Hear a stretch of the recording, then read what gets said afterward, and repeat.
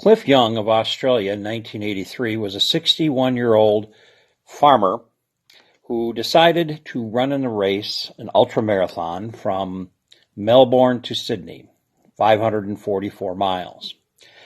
At 61 years old, he showed up with a beat-up floppy hat, overgrown t-shirt, and a pretty beat-up pairs of shorts, and then he also wore overalls over the shorts and his work boots. Now, he was running against trained athletes who had sponsors with the latest equipment and the latest training. So this 544-mile race ran, and at the start of the race, people laughed at Cliff, made fun of him. They even hailed insults on him. As the race started, the trained athletes ran a smooth, trained stride as they were trained to do, and Cliff had kind of an inefficient shuffle and waddle as he ran. 5 days, 14 hours, and 4 minutes later, no one was laughing. Cliff Young finished 10 hours ahead of the second place finisher.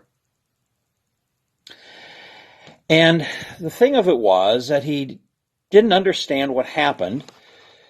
So the press talked to him and said, "What did you do that created this situation?" And what they learned is that when Cliff was young, he was too poor to own a horse, so he herded animals like sheep and cows on his 2,000-acre farm with his family.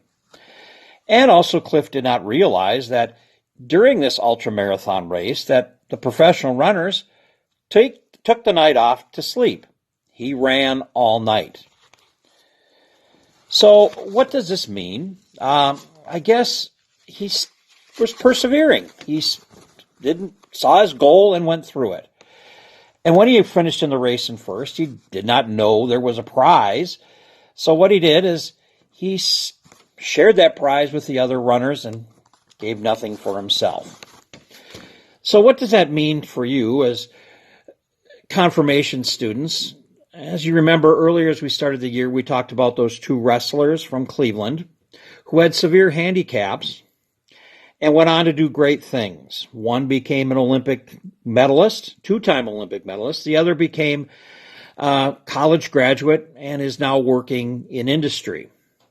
So I go to the Bible and I read from James 1, second chapter through the second verse through the fourth. "Consider it pure joy, my brothers, whenever you face trials of any kind, because you know the testing of faith develops perseverance. Perseverance must finish its work so that you may be mature and complete, not lacking anything." And as we talked about this throughout the last 3 years, we talked about persevering and being kind.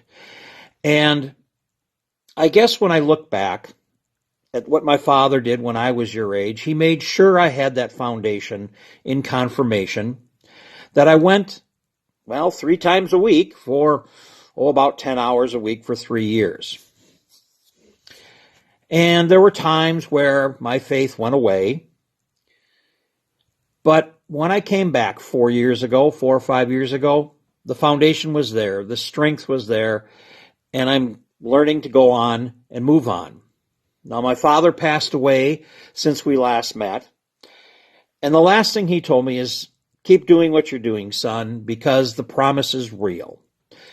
I've seen heaven, and it is everything that God promised it to be.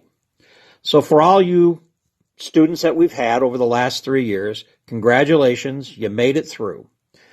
But keep that foundation that we taught, to persevere and be kind. And may God bless all of you. Thank you. Well, hey guys, I hope you're having as much fun at home as I am during this quarantine. I just want you to know that I've been thinking about you and praying.